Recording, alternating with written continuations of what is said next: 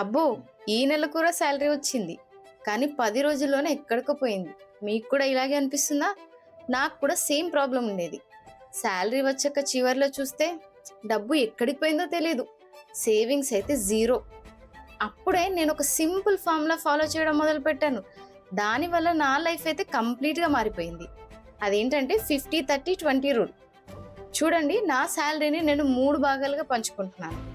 50% నా అవసరాలకి, అంటే rent, current bill, ration, travel, పిల్లల స్కూల్ ఫీజ్, మెడికల్, ఇవన్నీ అయితే తప్పనిసరి కదా.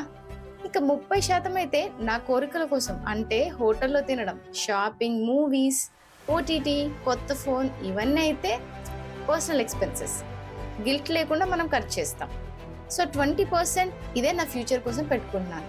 Savings, emergency fund, SIP, gold, shares, నా డ్రీమ్ కోసం పెట్టేయడం అన్నమాట.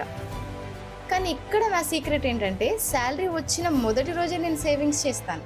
నెల చివరిలో కాదు, మొదటి రోజే చేయాలి. ఎందుకంటే మొదట సేవ్ చేస్తేనే కదా అది కాలంతో పాటు డబుల్, ట్రిపుల్ అవుతుంది. కానీ చివరిలో చేస్తే అసలు ఏమీ మిగలదు.